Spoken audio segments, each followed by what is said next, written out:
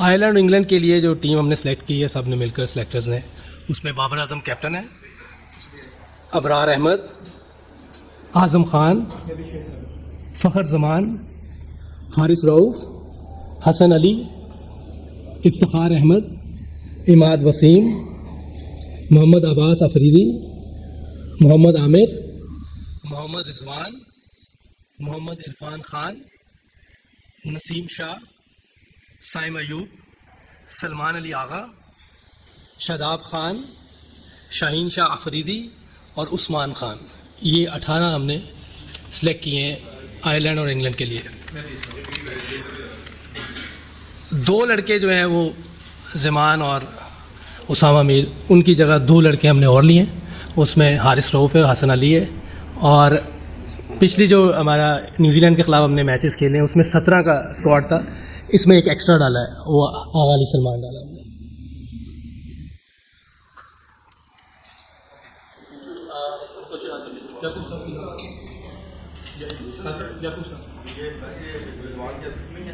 रिजवान पिछली सीरीज़ में तो फिट नहीं थे, लेकिन काफ़ी इम्प्रूवमेंट है।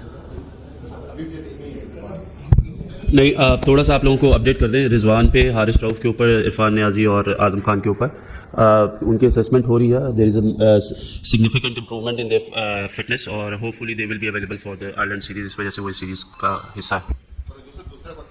बड़ी यानी कि टीम नॉर्थ की है इंग्लैंड ने भी, तो पाकिस्तान की टीम जरा जो पिछली सीरीज गई है उसमें अच्छे रिजल्ट नहीं आए पाकिस्तान को।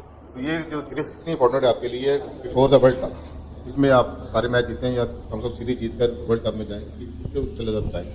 अच्छा, अगर देखें, जो मुझे लगता है कि सीरीज़ हमारी बड़ी अच्छी की है, क्योंकि इससे पहले कभी ऐसा नहीं हुआ कि इतनी ज़्यादा रोटेशन हो, इतनी ज़्यादा डेब्यू कराए हों किसी भी सीरीज़ में किसी यंगस्टर्स के जिन्होंने परफॉर्म किया हुआ था। तो मेरा ख्याल है ठीक है, रिजल्ट पॉजिटिव नहीं रहे, ड्रॉ थे, लेकिन फिर भी बहुत अच्छे रिजल्ट थे, क्योंकि हमने नए लड़के खिलाए थे और रोटेशन पॉलिसी की है।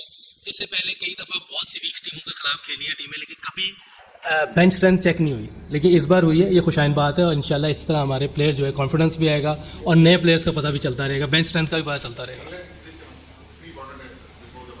नहीं, बहुत ज़रूरी है और उसके लिए ये टीम भी अनाउंस की है और इंशाल्लाह सारे हम इकट्ठे हैं और अपना कॉम्बिनेशन देख रहे हैं, बेस्ट कॉम्बिनेशन क्या होगा वर्ल्ड कप के लिए।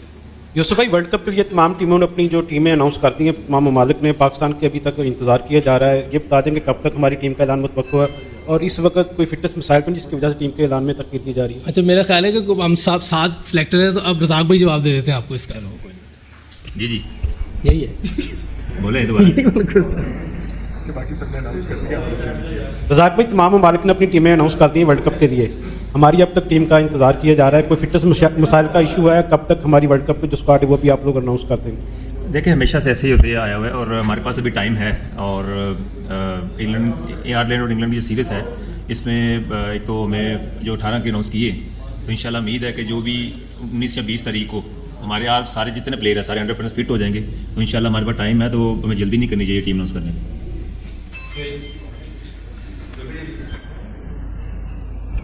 मेरा सवाल वहाब रियाज साहब से है। वहाब साहब, आप नहीं समझते कि अभी तक अगर वर्ल्ड कप के लिए तमाम ऑस्ट्रेलिया, इंग्लैंड, वेस्ट इंडीज जो जितनी भी टीमें अनाउंस करें, तो आप लगता है जितने ज़्यादा सेलेक्टर्स हैं उतनी आप क्लैरिटी नहीं है आप लोगों में अभी तक। आप लोगों को यकीन नहीं है कि हमने कौन से 15 और कौन से 3 ट्रैवलिंग रिजर्व रखने हैं, इस वजह से शायद आप अभी तक अनाउंसमेंट नहीं करने जा रहे। नहीं, ऐसी कोई बात नहीं है। हम लोग सारे एक पेज पे है। कैप्टन और कोच जो हमारे गैरी कर्स्टन है, उनसे हमारी जो म्यूचुअल है वो सारी डिस्कशंस वगैरह हो चुकी है।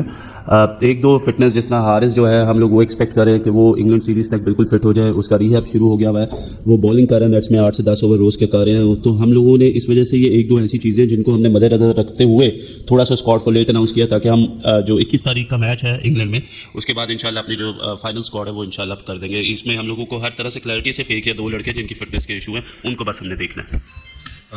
आलम ज़ेब द न्यूज़। यूसुफ भाई, आयरलैंड और इंग्लैंड टीम जा रही है, वहाँ कंडीशंस डिफरेंट है। यूएस से जो रिपोर्ट्स आ रही है और मेरी भी बात हुई, आज मैं एक रिपोर्ट देख रहा था, उसमें ये है कि एडिलेड का एक क्यूरेटर इंस्टॉलेशन करेगा पिचेस का न्यूयॉर्क में, जिसमें पाकिस्तान को 2 मैचेस खेलने हैं। वो कह रहे हैं कि हार्ड विकेट होगी, बाउंस होगा और हम कोशिश करेंगे कि बैट्समैन शॉट्स भी खेले इस पे। जहाँ पे डलस है, डलस में न्यू बॉल को सर्वाइव करना मुश्किल होगा और वहाँ सीम भी होगा। तो ये जो इंग्लैंड और आयरलैंड की जो सीरीज़ है, कितना हेल्पफुल होगा पाकिस्तान के लिए? देखिए, ये तो अभी लोग कह रहे हैं किसी ने देखी नहीं, जब तक कि आप सरफेस पे चले ना जाए किसी को आइडिया नहीं होता। अगर आप मेरे से पूछें तो मुझे कभी भी विकेट देख के आइडिया नहीं होता जब तक कि मैं 2 बॉल नहीं खेल लेता था। तो बाहर से कुछ कहना मेरा ख्याल है बहुत जल्दी हो जाएगा।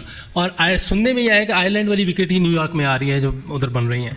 तो विकेटें अगर आप देखें ओवरऑल पूरी दुनिया में देखें तो T20 में विकेटें बड़ी फ्लैट होती हैं, प्योर बैटिंग के लिए होती हैं। हाँ, कोई एक आधी विकेट ऐसी होती है जहाँ बहुत ज़्यादा टर्न हो जाए या बहुत ज़्यादा सीम हो जाए, लेकिन ज़्यादातर चांसेस ये हैं कि 99% बैटिंग विकेट्स होती हैं जिसमें बैट्समैनों के लिए बहुत इजी होता है, बॉलर स्ट्रगल करते हैं। लेकिन अगर आप देखा जाए तो बड़ा अच्छा कॉम्बिनेशन है हमारा, हर तरह की विकेट के लिए, हर तरह की अपोजिशन के लिए रेडी है पाकिस्तान टीम इंशाल्लाह। यूसुफ भाई, सारी टीमें वर्ल्ड कप की तैयारी कर रही है और पाकिस्तान भी, हमने होम सीरीज़ खेली न्यूजीलैंड के अगेंस्ट। जो आपने टारगेट दिए थे टीम को, क्या उन्होंने फुलफिल किए? आप मुतमईन है वर्ल्ड कप की तैयारी के लिए पाकिस्तान की प्रिपरेशन सही चल रही है? क्योंकि होम सीरीज में न्यूजीलैंड से हम बराबर करते हैं उनकी यंग साइड से। ठीक है, आप कह सकते हैं कि उनके 5-6 प्लेयर इसी टीम के बड़ी टीम में भी गए हैं, लेकिन वो 5-6 प्लेयर नहीं भी थे। लेकिन इंटरनेशनल टीम थी और हमने भी नए लड़के खिलाए, हमने रोटेशन पॉलिसी बहुत की है ताकि हमारी बेंच स्ट्रेंथ चेक हो। तैयारी आप देखें, आगे भी हमारे पास 3 मैच हैं, फिर इंग्लैंड के भी हैं 4 मैचेस, तो तैयारी तो चलती रहेगी जब तक कि वर्ल्ड कप नहीं आना। तो हम अपना कॉम्बिनेशन देख रहे हैं कि कौन सा बेहतर कॉम्बिनेशन होगा जो वर्ल्ड कप में हम देगी। भाई, मेरा सवाल अभी आपने कहा कि बाकी 3 आपने कहा कि दुनिया भर में बैटिंग विकेटें होती हैं और बैटिंग को सपोर्ट करती हैं। रज़ाकी स्टेडियम में लास्ट सीरीज हुई, पाकिस्तान टीम की बैटिंग आप देख सकते हैं कैसी थी। और दूसरा सवाल रज़ाक भाई से कर लेते हैं। रज़ाक भाई, ऑलराउंडर पाकिस्तान टीम में नजर नहीं उस तरह से आ रहे जिस तरह होने चाहिए।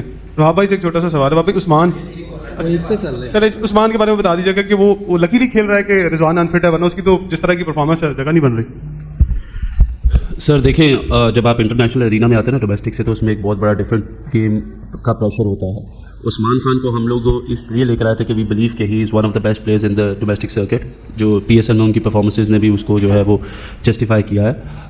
फेलियर और सक्सेस ये पार्ट ऑफ द गेम है। आपको टैलेंट आइडेंटिफाई करना और फिर आपको ये देखना है कि आप उसको कितना जो है यूटिलाइज कर सकते हैं।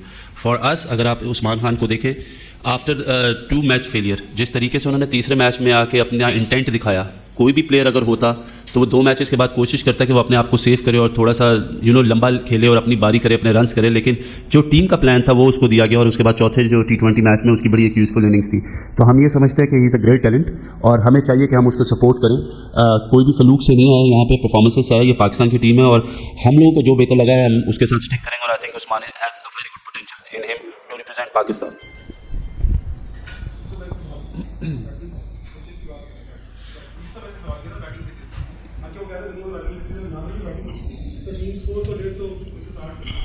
यार उसका छोटा सा सवाल का जवाब ये है कि जो प्रेस कॉन्फ्रेंस में बाबर आजम भी आए थे, उन्होंने भी ये एक्सेप्ट किया था कि हमारी बैटिंग पोटेंशियल पे नहीं खेली। सो आई थिंक ये जो हमारी गलतियां वो हम लोगों ने रियलाइज़ की और इंशाल्लाह आगे जाके इनको बेहतर करेंगे। मेरा सवाल था, सैम अयूब को देख लें या आज़म खान को या इनफैक्ट उस्मान खान को, आप सब लोगों ने पाकिस्तान सुपर लीग की परफॉर्मेंसेस पे, क्योंकि इंटरनेशनल परफॉर्म ना वो न्यूजीलैंड में जाके कर सके ना वो यहाँ न्यूजीलैंड में यहाँ लाहौर में परफॉर्म हो सके। Usama Mir highest wicket taker थे पाकिस्तान सुपर लीग के, और अब उनको आप हसन अली, जो कि शायद पिछले 1-1.5 साल से इसी सिलेक्शन कमेटी उनको कंसिडर भी नहीं कर रही थी, उसामा को रिप्लेस कर देना, इसका मतलब यह है कि वर्ल्ड कप के लिए उसामा अब आप लोगों के प्लान में नहीं है, और ड्रॉप करने की रीज़न क्या थी? आप लोग आप दे दें। देखिए, पहली बात तो सैम जो है ना पोटेंशियल वाइज बहुत अच्छे हैं और ठीक है, वो न्यूजीलैंड में और यहाँ पे जिस तरह का हम एक्सपेक्टेशन कर रहे थे उनसे, वो हम वैसा नहीं कर सके, पर फिर भी हमें उम्मीद है कि वो अच्छा परफॉर्म करेंगे। ऐसे प्लेयर को एक मैच चाहिए होता है कॉन्फ्रेंस के लिए। और दूसरा, सामा की बात कर रहे हैं, ठीक है, उसने हाईएस्ट विकेट्स लिए हैं PSL में, और हमारे पास देखिए शादाब है, और हम चाह रहे हैं कि एक ही कैटेगरी के प्लेयर्स ना लेके जाएँ। अब इसलिए अबरार को हमने रिप्लेस किया है, सामा पे लेके आए हैं, तो अब हमारे पास मिस्ट्री बॉलर भी आ गए हैं और शादाब भी हैं, तो ये रीज़न है। हसन अली का ये बता दें कि हसन अली पहले से कंसिडरेशन में थे, वो काउंटी क्रिकेट खेल रहे थे, उनका कॉन्ट्रैक्ट था। आई थिंक कि हम लोगों को ये देखना था कि हमें एक एक्सपीरियंस बॉलर चाहिए था मिडल में, जो कि हारिस रऊफ़ की शक्ल में है, और हसन अली जो है वो एज अ बैकअप हैं हारिस रऊफ़ के, और ये क्लैरिटी हसन अली को भी दी गई है। सो होपफुली अगर हारिस फिट हो जाते हैं तो he will be our first preference. So obviously इतना बड़ा कंपटीशन है हसन का, हमने देखा ICC कंपटीशन में he has bowled really well, he is experience and we need that experience in the middle order, so that's why Hasan Ali is as a backup for Haris Rauf. Sir मुझे बता दें कि जैसे हमने रोटेशन पॉलिसी अपनाई थी न्यूजीलैंड सीरीज़ के अंदर, और इतना अच्छा हमें ज़्यादा हमारी जितने पहले मैचेस थे उसमें हम हार भी गए, एक मैच हम जीते हैं सर, तो आपको क्या लग रहा है कि हम आयरलैंड सीरीज़ में और इंग्लैंड की सीरीज़ में भी रोटेशन पॉलिसी अपनाएंगे और फिर हम वर्ल्ड कप के लिए उस तरह से हम तैयार हो सकते हैं? देखिए फर्स्ट ऑफ ऑल तो ये हम बता दें कि ऑब्वियसली जो रिजल्ट हम चाहते थे न्यूजीलैंड सीरीज़ में वो हम एज अ टीम अचीव नहीं कर सके एंड वी ओन दैट, ये selection committee own that responsibility, that's why we are here as well. Going forward देखिए कॉम्बिनेशंस की जब हम बात करते हैं तो हम हमेशा ये बात करते हैं कि देयर इज़ नो रोटेशन। जब हम रोटेशन कर रहे हैं तो उसमें हम लोगों को फेलियर भी देखेंगे और हम लोग सक्सेस भी देखेंगे। ऑब्वियसली अगर आप देखें उस्मान खान जो है वो उनका डेब्यू था, 3 लड़के हमारे अनफिट हो गए ड्यूरिंग दैट टूर, ठीक है जी। उसके बाद हम लोग देख रहे थे बॉलिंग में भी हमारे पास यंग है, अब्बास और जमान जो थे द यंगेस्ट बॉलर्स, हमने उनके ऊपर परसिस्ट किया। सो जब आपको एक टीम बनानी पड़ती है, आगे वर्ल्ड कप है, जब आपको कॉम्बिनेशन देखना पड़ता है तो यू हैव टू फाइनलाइज कि आपका बेस्ट कॉम्बिनेशन क्या होगा। उसके लिए भी डू अंडरस्टैंड कि हारना is not the way, but at least trying is what they are trying the boys, वो हमारे लिए बहुत ज़रूरी था। और इंशाल्लाह आयरलैंड सीरीज़ में, इंशाल्लाह इंग्लैंड सीरीज़ में यू विल सी होपफुली कि जो हमारा best combination that will play and that will be the part of the world cup squad as well. अस्सलाम वालेकुम वहाब भाई, वर्ल्ड कप बहुत करीब है और एक्सपेरिमेंट बहुत ज़्यादा किए जा रहे हैं। जैसा ओपनिंग पेयर की अगर बात कर लीजिए, बाबर साइम, फिर बाबर रिजवान या फिर फ़खर को ऐड कर लिया जाता है कभी कभी, तो टाइम हमारे पास बहुत चाहते हैं। क्या समझते हैं बाबर और रिजवान साइम ही जो है वर्ल्ड कप के लिए ओपनिंग पेयर होंगे? और सेकंड यूसुफ भाई आपसे है, मिडल ओवर में आगे पाकिस्तान के 7 ओवर से लेकर 15 ओवर तक आगे मोस्टली हम देखते हैं अगर लास्ट 5 ओवर में अगर हम थोड़ी कोशिश करते हैं टारगेट को बड़ा करने की तो हम 170 180 के तक जाते हैं। तो मिडल ओवर में क्या वर्किंग हो रही है उसको बेहतर करने के वाले से?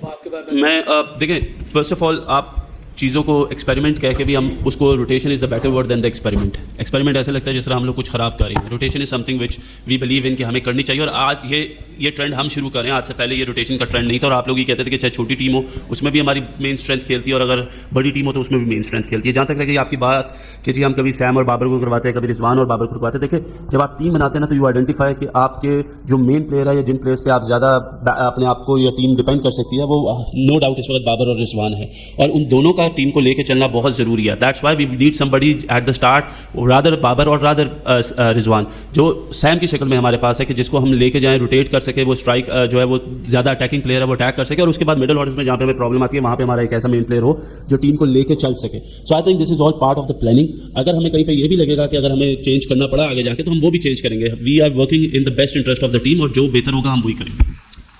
तो मेरे से आपका क्वेश्चन था, बड़ा ज़बरदस्त क्वेश्चन है और डाटा में सारी चीज़ें हैं और इस पे हमारी बात भी हुई है और इस पे हम काम भी कर रहे हैं। इसके लिए मैंने अभी भी जो मैचेस हो रहे थे उसके दौरान जो प्रैक्टिस सेशन थे उसमें कुछ ऐसी शॉटें हैं जो हमें खेलनी चाहिए मिडिल ओवर में, इनोवेशन करनी चाहिए। ये 7 से 15 या 20 ओवर तक आपको ऐसी शॉट्स खेलनी है। स्कूप है, रैम्प है, सीधी उल्टी स्वीप शॉट है, एक्स्ट्रा कवर सीधी बिल्कुल स्क्रीन में मारनी चाहिए अगेंस्ट स्पिनर्स के। कि यही ओवर्स हैं जहाँ पे हमने रन्स करने और ये प्लान किया हुआ है मैंने और ये मैंने हेड कोच को भी बताया था। हमने उस पर काम भी किया था थोड़ा सा, चूँकि पहले ये हुआ नहीं हुआ तो अब नई चीज़ है इनके लिए, क्योंकि ये बहुत कम लड़के हैं जो स्वीप शॉट खेलते हैं, ना सीधी उल्टी दोनों नहीं खेलते। ये चीज़ें हमने करवानी और इंशाल्लाह साथ साथ ये चीज़ें होती रहेंगी और एग्जीक्यूट तो इन्होंने करना है, हम करवा सकते हैं। जैसे क्वेश्चन आप कर रहे हैं, काम अंदर हमने करना है। और एक चीज़ और है कि जब तक आप फेलियर को ज़हन में रखेंगे ना तो कोई चीज़ भी आगे नहीं चल सकती। हमने फेलियर के बगैर क्रिकेट खेलनी है। कोई भी क्रिकेट खेल रहे हैं, one day, T20 test, as a batsman मैं बता रहा हूँ कि जब मेरे दिल में ये होगा मैं आउट हो जाऊँगा तो मैं आउट हो जाऊँगा। इस तरह की क्रिकेट हमने नहीं खेलनी और इंशाल्लाह ये लड़के आगे चल के ये सारी चीज़ें कर रहे हैं, ऐसा ऐसा कोशिश हम कर रहे हैं तो इंशाल्लाह बेहतरी आएगी आगे।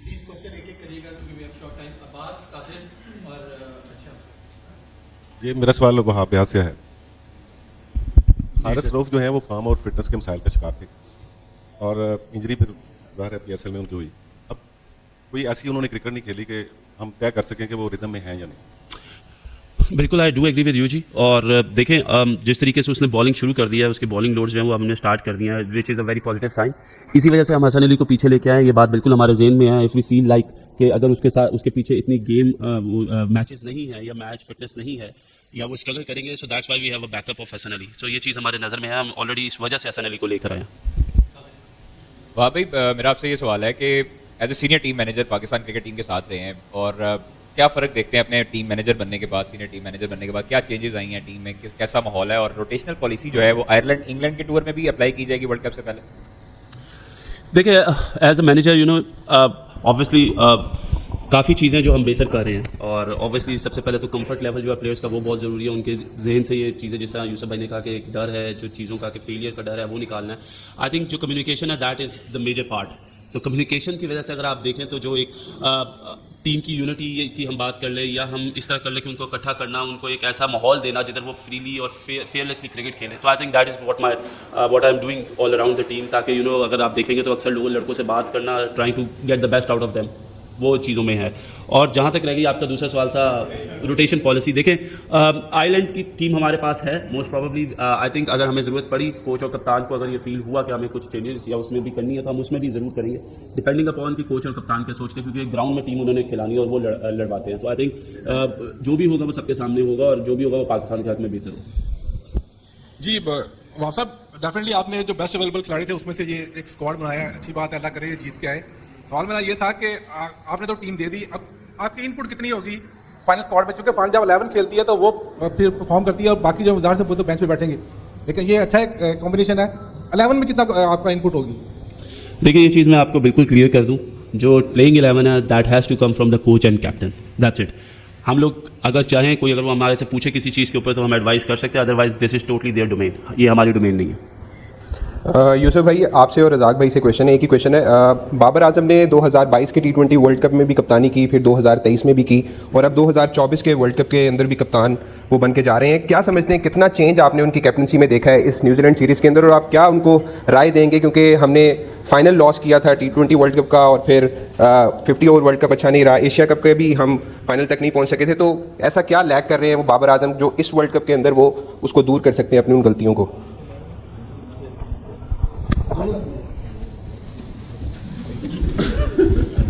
देखिए अगर आप देखें पॉजिटिव चीज़ के फाइनल वर्ल्ड कप खेला 2022 में, एशिया कप का फाइनल खेला, न्यूजीलैंड में ट्रायंगुलर सीरीज जीते, बाबर आजम कप्तान था। ठीक है 15 वर्ल्ड कप में इतनी अच्छी परफॉर्मेंस नहीं थी, लेकिन कोई भी मेरा नहीं ख्याल कोई बॉर्न कैप्टन होता है, सीखता है, हर इंसान ने सीखना है ग्राउंड में। आप ये ज़रूर कह सकते हैं उसको 3 साल उसने कप्तानी की, अब दोबारा उसको मिली है। मेरा ख्याल है काफ़ी बेहतर चीज़ें की उसने इस सीरीज़ में, और इंशाल्लाह जिस तरह वो चीज़ें लेके चल रहा है, लर्न करने की कोशिश कर रहा है, इंप्रूवमेंट नज़र आएगी आपको हर चीज़ में इंशाल्लाह। देखिए सीधी बात यह है कि जो पहले पॉलिसी थी अब वो बदल गई है। अब जो 4 सेलेक्टर हैं, 5 ला गई हैं, ये मीडिया ग्राउंड में इसमें बोले हेलो हाँ जी। देखिए सिस्टम काफ़ी चेंज हो चुका है। अगर आप पिछले 4-5 साल पहले की बात करें बाबर आजम की, और अभी जो है ना काफ़ी चेंजिंग आई है, और जैसे सिलेक्शन कमेटी बदल गई है और कोचेज भी बदल गए हैं, तो हमारा मकसद यही है कि हम एक पेज पे रहें और बाबर आजम जितनी ज़्यादा इंप्रूवमेंट की तरफ जाए कप्तानी की तरफ से, और कहीं भी उसको प्रॉब्लम होती है तो वो हमसे बात करते हैं, तो हम भी उनसे बात करते हैं। तो उसने काफ़ी कुछ इस सीरीज़ में सीखा है। और जो रोटेशन पॉलिसी की बात कर रहे हैं, तो पहले ये नहीं होता था, तो पहले एक साइड की तरफ थी सारी चीज़ें, अब काफ़ी चीज़ बदल गई है। अब जो है हम सब एक पेज पर हैं। हमारा मकसद यही है कि टीम की परफॉर्मेंस और बाबर आजम अच्छा प्लेयर को यूटिलाइज़ करें। यूसुफ मेरा सवाल ये है कि जिस तरह न्यूजीलैंड के खिलाफ हमने होम सीरीज़ खेली, हमारे पास नायब कप्तान हमने अनाउंस नहीं किया था, अब आयरलैंड और इंग्लैंड के खिलाफ जो सीरीज़ है उसके लिए नायब कप्तान अनाउंस किया जाएगा या अभी भी वेट किया जाएगा कि वर्ल्ड कप के लिए अनाउंस करें? दूसरा ये कि जो हेड कोच हैं वो आयरलैंड में टीम को ज्वाइन करेंगे या इंग्लैंड में? अच्छा, लाइटर नोट पे हमारी मर्जी, हम अनाउंस करें या ना करें लेकिन ये अभी देख रहे हैं, हमारे पास थोड़ा टाइम है, थोड़ा सा टाइम ले रहे हैं हम, इंशाल्लाह कर देंगे, जल्दी कर देंगे। और मेरा ख्याल है गैरी इंग्लैंड में शायद हमें ज्वाइन करेगा। मतलब बुरा तो नहीं, लाइटर नोट है। अजहर भाई हैं, गैरी से तो बातचीत चलती रहती है, इन्वॉल्व है वो हर चीज़ में, फिजिकली नहीं है अभी, उसमें अजहर भाई की उससे बात होती रहती है। Thank you.